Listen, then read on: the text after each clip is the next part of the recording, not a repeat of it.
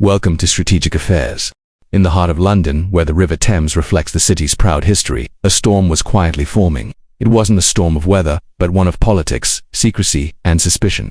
The Royal Mint site, once a symbol of Britain's economic power, had become the center of a new controversy. What appeared to be just another redevelopment plan was in fact the beginning of a diplomatic battle that would expose deep tensions between nations, communities, and hidden networks of intelligence. This is the story of how one embassy, a single building, came to be seen not just as a place of diplomacy but as a national security threat. The plan was bold and ambitious. China had announced its vision to build its largest embassy in Europe on the site of the old Royal Mint in Tower Hamlets. To the casual observer, it was simply a practical move.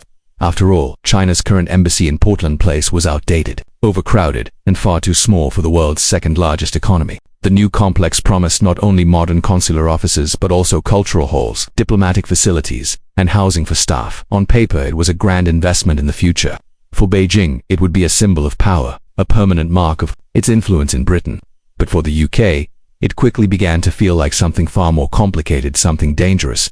From the very beginning, intelligence officers raised red flags. The location of the proposed embassy was deeply troubling. Just a short distance away sat some of Britain's most sensitive government and financial institutions, and nearby lay key transport hubs used by millions every week. Two experts in surveillance and cyber warfare, this was not just coincidence, it was strategy. The placement of the embassy seemed almost perfect for monitoring, intercepting, and potentially influencing the lifeblood of the UK's economy and governance. To understand why alarms rang so loudly, one must look back at the long history of embassies as more than just diplomatic houses. Across the world, embassies have often doubled as intelligence centers, hidden in plain sight under the protection of international law. During the Cold War, both the East and the West used embassies to run covert operations, plant listening devices, and even smuggle information. Walls that looked ordinary were sometimes lined with hidden cables, basements turned into data centers, and rooftops crowded with disguised antennas. What had been true decades ago, experts warned, had only become more sophisticated in the digital age. The whispers began circulating: could the Chinese embassy at the Royal Mint become a new hub for espionage in the heart of London? Intelligence leaks hinted at internal assessments warning of cyber risks. Officials feared that under the guise of encrypted communication systems, the embassy could house servers designed for hacking into British networks. The risks extended beyond government data. London was a financial capital of the world, and access to corporate secrets, market data, and private communications could be just as valuable to a rival power. At the same time, local opposition began to grow. Residents of Tower Hamlets, already struggling with congestion, housing shortages, and stretched public services, saw the embassy as a looming disruption to their daily lives. They worried about constant security patrols, protests spilling into their neighborhoods, and the possibility of being caught in the middle of international disputes. To them, the embassy was not a symbol of cultural exchange, it was a fortress, and its arrival threatened to change the fabric of their community. The debate quickly spilled into the political arena. Parliament members began questioning the wisdom of allowing such a massive foreign complex to be built in such a strategic location. Some argued that blocking the plan would antagonize Beijing and risk economic retaliation. After all, China was one of the UK's biggest trading partners, and British businesses had a lot at stake. Others countered that no trade deal or investment was worth compromising national security. Behind closed doors, the arguments grew heated, with ministers split over whether to prioritize diplomacy or defense. Meanwhile, China insisted that the embassy was nothing more than a practical upgrade. Officials dismissed the espionage fears as baseless and politically motivated. They argued that the new site would allow China to better serve its citizens abroad, streamline visa services, and provide space for cultural events to promote mutual understanding. But their reassurances did little to calm the growing unease in London. Instead, each statement seemed only to deepen suspicions, as though the very denial was itself a signal of hidden intent. Journalists soon uncovered details about the proposed construction.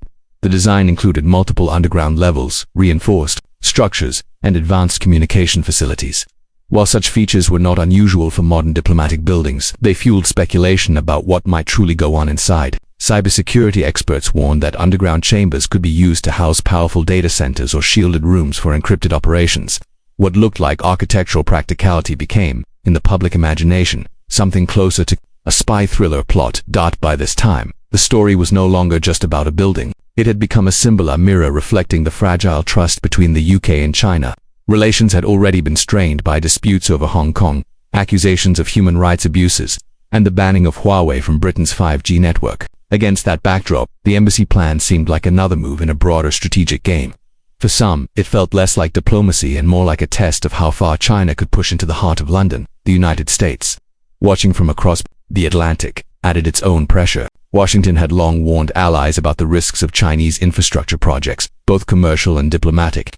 To American officials, the proposed embassy in London looked like an intelligence foothold waiting to happen, quietly but firmly. The US urged Britain to tread carefully, hinting that a soft stance might affect transatlantic trust at a time when Western allies were already grappling with China's rise. Back in Tower Hamlets, the tension reached ordinary families. Parents worried about protests near schools, shopkeepers feared losing business due to constant police presence, and local councils began receiving waves of objections from residents. The image of an embassy that could bring jobs or cultural benefits was replaced by one of armored gates, surveillance towers, and streets filled with demonstrations. The ground-level view was no longer about diplomacy. It was about survival in a neighborhood that felt like it was being turned into a frontline dot. As the controversy deepened, leaks from government memos made their way into the press. Reports suggested that top security officials had indeed flagged the project as high risk. Though details remained classified, the impression left on the public was unmistakable. The fears were not just paranoia, they were shared at the highest levels of government. The embassy was no longer an architectural project, it was a battleground for national security. And so, a question began to echo through the halls of power and across the streets of London. Could one embassy really pose such a threat? Or was it fear and politics shaping the narrative? The answer was not simple, because the embassy was never just about bricks and mortar. It was about trust, sovereignty, and the hidden wars that unfold in silence. This was the beginning of a larger struggle, a struggle that would reveal the fragile balance between diplomacy and defense, between cooperation and suspicion, and between the visible world of politics and the invisible world of intelligence. As days turned into months, the embassy project became one of the most polarizing debates in Britain's recent history. What began as a planning application for a new diplomatic complex now looked more like a political battlefield. Every corner of government, from local councils to Parliament and the Prime Minister's office, felt the weight of the decision. And outside the halls of power, ordinary citizens and the media turned the issue into front-page headlines. In Parliament, the controversy exploded into heated exchanges. Ministers were pressed to explain whether they could truly guarantee national security if the embassy was built. Some argued that the UK could impose strict conditions on the construction, restricting underground facilities, limiting communications equipment, and monitoring the site closely. Others countered that such measures were unenforceable. After all, an embassy is sovereign territory of the country it represents. Once the walls went up, Britain would have little control over what went on behind them. The fear was simple: a potential intelligence fortress, planted in the heart of London, operating under diplomatic protection behind closed doors.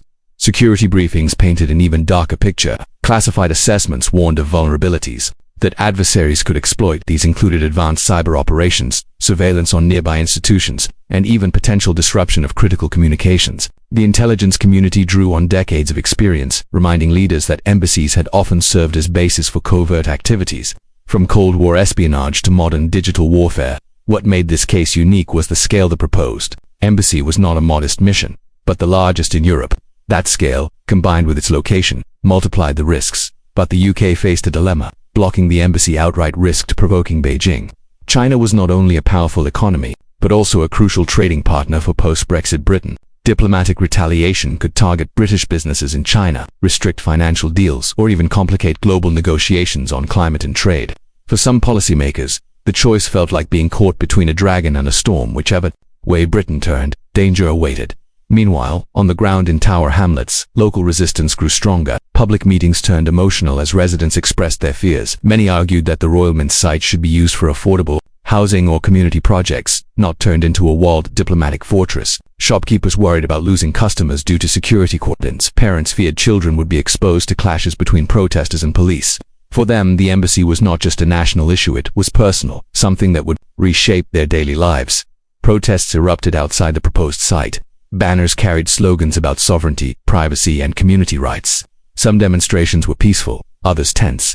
Police stood guard as voices shouted about foreign influence and espionage. The neighborhood became a stage where local grievances and global politics collided. Journalists captured images of small families standing in front of towering police barricades, a visual metaphor for how ordinary lives were being overshadowed by international conflict. Amid the noise, China maintained its firm stance. Chinese officials in London issued repeated statements, dismissing the accusations as unfounded and politically motivated. They reminded Britain that every major country needs adequate diplomatic facilities, and that the Portland Place embassy was no longer fit for purpose. They framed the opposition as part of a broader rise in anti-China sentiment, stoked by media, hysteria and political rivalry. Behind their words was a clear message. China saw the new embassy not as a privilege but as a right, and any resistance as an insult to its global standing. The divide widened further when leaked government memos that appeared in the press, nicknamed secret cables. These documents suggested that Britain's top officials were far from united. Some senior figures warned that rejecting the embassy outright would have serious diplomatic consequences. Others pushed for blocking the plan, insisting that security threats outweighed any potential fallout. The leaks added fuel to the fire, confirming suspicions that the government was wrestling with a high-stakes decision behind closed doors. The press, always eager for intrigue, portrayed the embassy as a modern-day spy fortress. Headlines spoke of listening posts in London, China's secret hub, and a Trojan horse in the capital. Whether exaggerated or not, the imagery stuck. Public perception shifted from seeing the embassy as a cultural center to viewing it as a looming threat. And once that perception took hold, it became almost impossible to reverse. Across the Atlantic, the United States amplified the pressure. American officials, already locked in strategic competition with Beijing, urged Britain to stand firm. Washington warned that allowing such a massive Chinese presence in London would compromise not just the UK's security but also that of allied intelligence networks. Since Britain was part of the Five Eyes intelligence-sharing alliance, any breach in its security could ripple across the entire Western world. To Washington, this wasn't just about building, it was about trust, loyalty and alignment in the face of China's global rise. For British leaders, the embassy had now become a test of identity. Was the UK willing to risk its special relationship with the United States to accommodate China? Was it prepared to sacrifice national security for trade?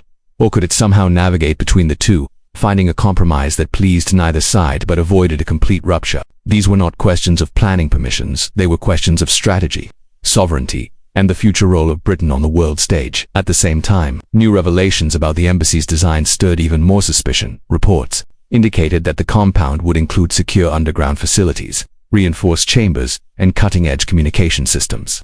While embassies often had such features, critics argued that this project seemed unusually fortified. Theories spread that the underground levels could house encrypted data centers or serve as shielded rooms for covert operations. The line between fact and speculation blurred.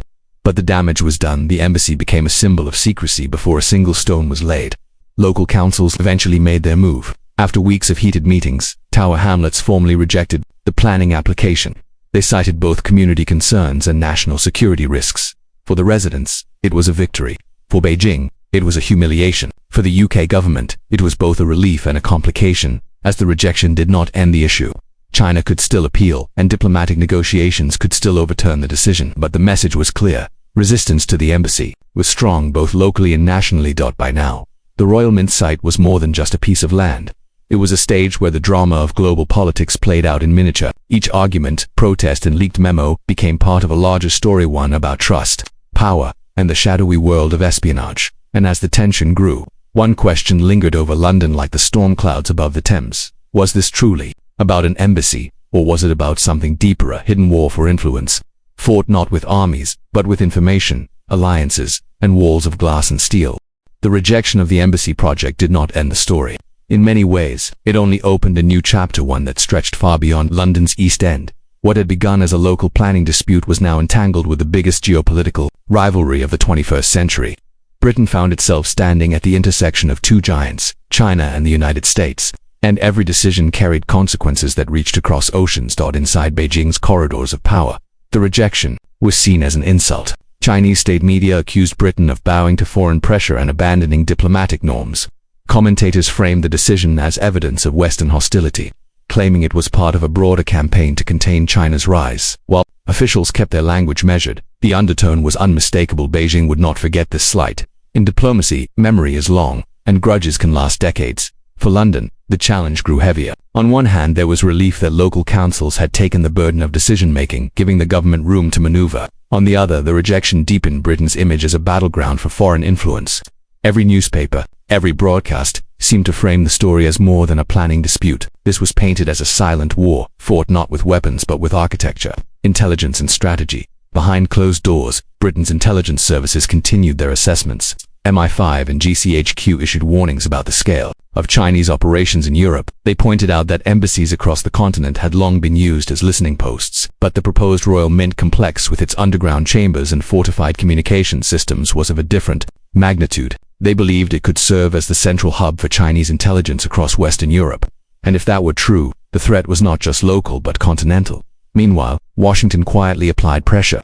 American officials, already concerned about Britain's economic dependence on China, used the embassy issue to emphasize loyalty. In private meetings, they reminded British leaders that intelligence sharing was built on trust. If one ally allowed a potential espionage fortress in its capital, could that trust survive?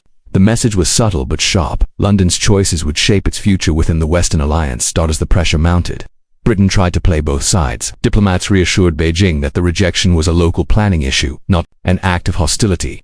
At the same time, ministers whispered to Washington that the UK understood the security risks and would remain aligned with its allies. This balancing act, appeasing to superpowers while protecting its own sovereignty, was a dangerous dance. One wrong step could trigger economic retaliation from China or strategic mistrust from the United States. In Tower Hamlets, residents continued their protests, but the atmosphere shifted. What once felt like a local fight now carried the weight of international politics. Activists found themselves speaking to foreign journalists, their voices broadcast on global networks. The neighborhood became a symbol of resistance against foreign influence, though many locals admitted they never expected to be at the center of a worldwide debate. Amid the noise, investigative reporters dug deeper. They uncovered records suggesting that property purchases near the site had quietly been linked to offshore companies tied to Chinese investors.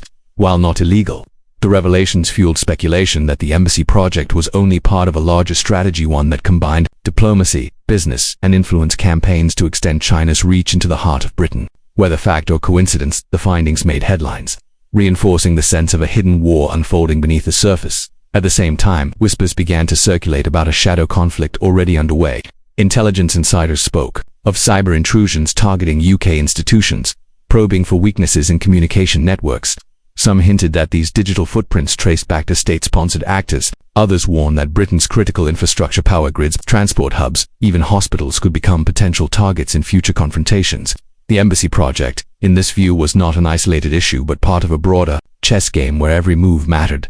Inside the British government, divisions grew sharper. Some ministers urged compromise, suggesting that the embassy could be allowed under strict monitoring conditions. Others called for a firm stand, insisting that national security must outweigh economic or diplomatic concerns. Cabinet meetings stretched late into the night, with officials torn between pragmatism and principle.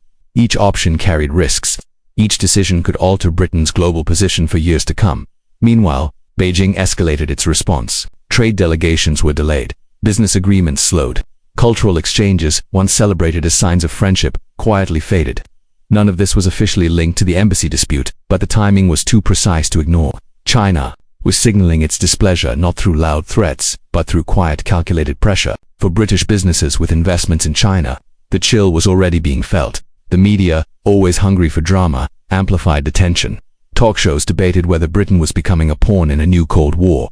Editorials asked whether London, who had the courage to resist both pressure and temptation. Headlines warned of economic retaliation, intelligence threats, and a fractured relationship with one of the world's most powerful nations. The embassy's story had grown so large that it now touched every corner of British life, politics, economy, security, and even the daily conversations of ordinary citizens. And yet, in the middle of this storm, a strange reality emerged. The embassy site itself remained unchanged, a fenced-off stretch of land, quiet and empty. To passers-by it looked like nothing more than a vacant lot, but to the world it had become a battlefield without soldiers, a fortress without walls, a symbol of a larger struggle that stretched far beyond Tower Hamlets for intelligence agencies. The fight was already ongoing. The rejection of the embassy was a victory, but a temporary one. If the site was not built, China would find other ways to expand its influence through cyber operations, business acquisitions, or covert networks. Blocking the Royal Mint project did not end the threat, it only shifted the battlefield. For Britain, this was a moment of reckoning. The question was no longer simply whether to allow or deny the embassy. It was whether the UK was prepared to redefine its role in a world divided by rival superpowers. Could it remain a bridge between East and West, or was it destined to choose a side? And if so, which side would secure its future, and which would lead to downfall? By the time 2024 arrived, the embassy dispute had already reshaped Britain's foreign policy. Trade negotiations with China were stalling. Security cooperation with the United States was deepening. The European Union, watching from the sidelines, urged caution but also prepared to face the ripple effects. The Royal Mint site was no longer just a local story, it was a symbol of a global power struggle unfolding brick by brick, headline by headline. The deeper question, however, lingered in the shadows. Was this truly about national security? Or was it about something big, clash of two worldviews, two systems of power, fighting for dominance in the 21st century, for Britain, caught in the middle? The answer remained uncertain, and as the storm clouds gathered, one truth became clear. The embassy was more than just a building. It was a test of sovereignty, a measure of loyalty, and perhaps the opening move in a hidden war whose outcome would shape the world for decades to come. The Royal Mint site still stands silent, fenced off, covered with dust and weeds. Its empty grounds look harmless to anyone walking past, but to governments, intelligence agencies, and millions of people following the story, that patch of London soil has become one of the most contested pieces of land in the world. That the embassy that never rose from its foundations still casts a shadow, not because of what was built, but because of what was imagined. It forced Britain to confront questions that had been avoided for too long. How secure is the nation in an age of digital warfare? How much influence should foreign powers be allowed in its capital? And how does a country balance diplomacy with defense when every decision carries a hidden cost? For Beijing, the embassy plan was more than bricks and mortar. It was a statement. Building the largest Chinese embassy in Europe was meant to signal presence, power, and permanence. Its rejection was not just a setback. It was an insult. The Chinese government may have spoken in cautious tones, but inside its strategy rooms, the message was clear: Britain had chosen a side, and that choice would not go unpunished. Already, signs of retaliation ripple beneath the surface. British companies operating in China find their approvals delayed. Joint ventures that once flowed smoothly now face obstacles. University partnerships begin to unravel. Cultural exchanges shrink. None of it announced as punishment, but all of it connected to the moment London said no. In the careful language of geopolitics, silence can sting louder than words. For the United States, the embassy dispute confirmed long-standing fears. Washington had warned that Beijing's presence in the heart of London could serve as a listening post, a cyber fortress, and a hub for intelligence gathering across Europe. Britain's rejection reassured American allies that their concerns were heard, but it also deepened Britain's dependence on U.S. security. The special relationship now carried an even heavier price: loyalty at the cost of flexibility in Europe. Reactions were mixed. Some nations praised Britain for standing firm, for refusing to allow its capital to become a staging ground for espionage. Others worried about the economic fallout, fearing that China might turn its anger not only toward London but toward the continent as a whole. The European Union, already struggling to balance trade ties with national security, now found itself pulled into a debate it could not escape. Inside Britain, the fallout touched every layer of society. Local residents of Tower Hamlets felt vindicated. Their protests, once seen as small and symbolic, had grown into a movement that changed the course of international policy. For them, the story was personal, the fight to protect their neighborhood, that had transformed into a symbol of national resistance. But for others, unease lingered. Some wondered whether Britain had sacrificed too much, risking economic ties with the world's second-largest economy for a principle that might not guarantee safety. Parliament continued to wrestle with the issue long after the embassy was rejected. Committees investigated foreign influence. Intelligence reports warned of new forms of cyber intrusion. Laws were drafted to scrutinize overseas investments more carefully. Each measure pointed back to the same lesson, that national security could no longer be separated from everyday politics, or even from real estate. But the greatest impact of the embassy battle was invisible. It changed the way people saw their world. For decades, embassies were symbols of diplomacy, of dialogue between nations. But this dispute transformed a simple building into something else: an object of fear, a potential weapon, a fortress hiding secrets behind glass and steel. It revealed that in the 21st century, power was not only measured in armies or aircraft, but in cables, antennas, and the silent exchange of data flowing unseen through the heart of cities. As the debate raged, one haunting question remained: was the embassy truly the threat, or just a symptom of something larger? Perhaps the real danger lay not in bricks or blueprints, but in the mistrust that now defined international relations. Britain no longer saw China as just a partner. It saw it as a potential enemy hiding in plain sight. And China, in turn, saw Britain not as a neutral ground, but as a front line of Western resistance.